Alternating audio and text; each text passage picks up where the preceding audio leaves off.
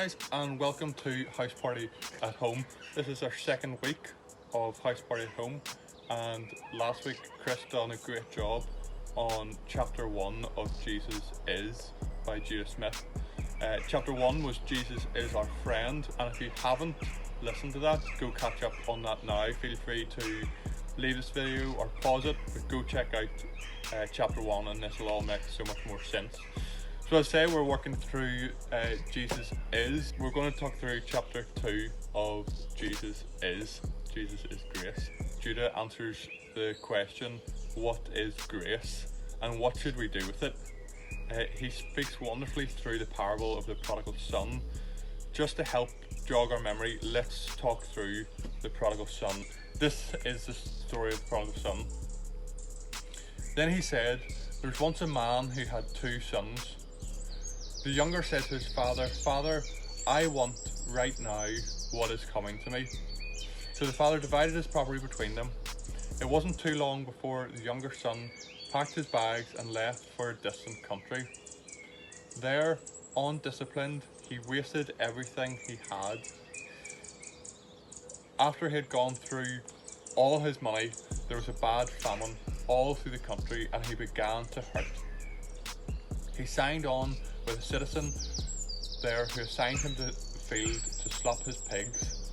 He was so hungry he would have eaten the corn cobs in the pig slop, but no one would give him any. That brought him to his senses. He said, 'All those farmhands working for my father sit down to 3 meals a day, and I am starving to death. I am going to go back to my father. I'll say to him, Father, I've sinned against God and before you. I don't deserve to be called your son. Take me as one of your hired hands.'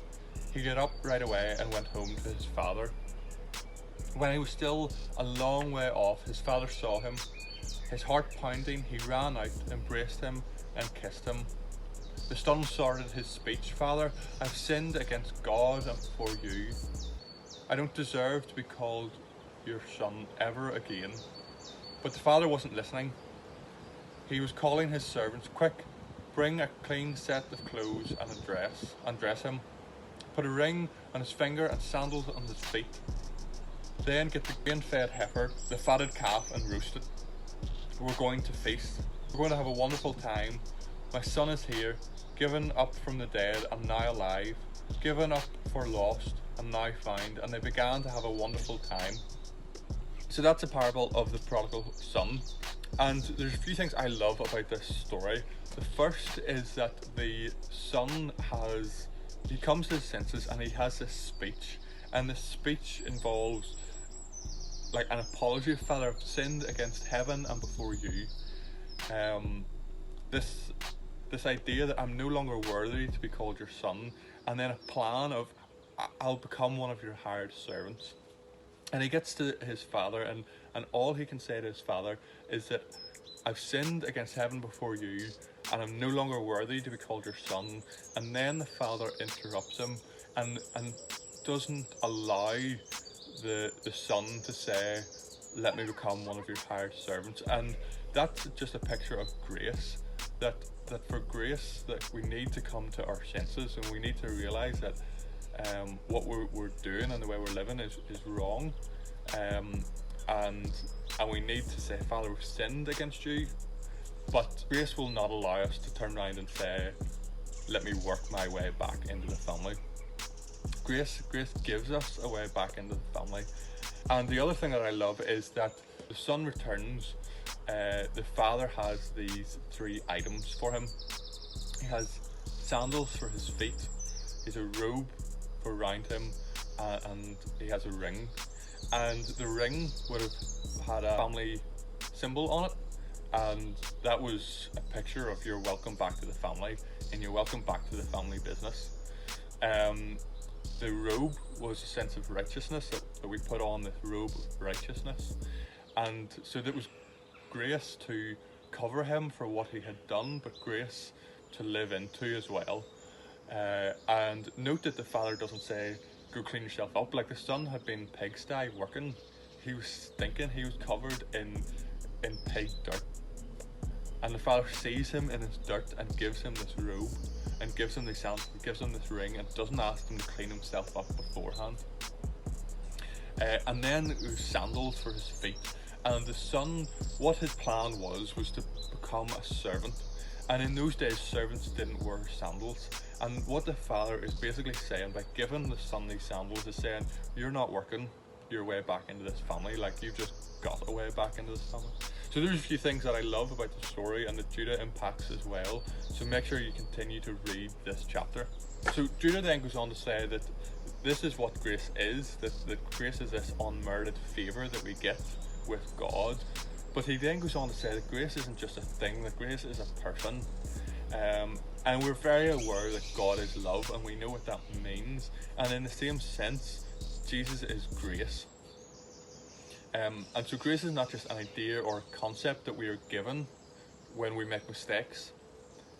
It's not just this get out of jail free clause, but grace is a person and a relationship that we gain and that we live into every day. So hope that's helpful as to what grace is, what it looks like, and a bit of a overview of the prodigal son. But again, make sure you go read this chapter and jog out your own thoughts. And I have a few questions here, perhaps just to help you with that. First of all, as we spoke about, Judah gives these definitions of grace, and I'd love you to go away and to write your own definition of grace, just to help you get your head around what that word is. Now that could be like a proper definition that you write out in a paragraph. It could just be a mind map of different thoughts of what grace is. But go away, put some time just into thinking about what grace is. Second question, Jesus spoke these three parables to two separate people. He spoke them to sinners and religious Pharisees. And when we think of what those two groups are, what group do you relate to more and why? Question 3, this is more of an exercise. I'd love you to rewrite the parable of the prodigal son in your own words. And exercises like this are great in that we get to place ourselves in the story. We get to think of maybe details that the Bible leaves out or the Bible isn't clear about. We get to put emotion into it and just place ourselves in the story, just to immerse ourselves in that. So yes, read through the parable of the prodigal son again. And next of all, it's just a bit of a challenge as we see that the father put on this feast for the return of his son. Now more than ever, we are at home with our families, and so my challenge to you is, what could you do today, or what could you do this week that would celebrate your family, that would welcome a mum or a dad or a sibling home as they come in from work? How could you do that really, really well? And that could be as simple as making a cup of tea and making sure there's a cup of tea sitting ready for when your family come home. That could be writing a letter to your mum or your dad and thanking them for all that they do. Or that could just be spending really intentional time with your siblings. But enjoy that this week. And yeah, I hope you have fun with your family this week. Finally, I just want to leave us with this thought. That again, now more than ever, we are at home. And we have somewhat been forced home. Government have come to its senses and we are at home with our family. We are in lockdown, we're in social isolation, we can't go to school, we're forced home.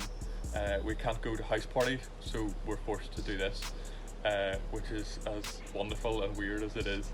I don't want us to lose this idea that we have been forced home.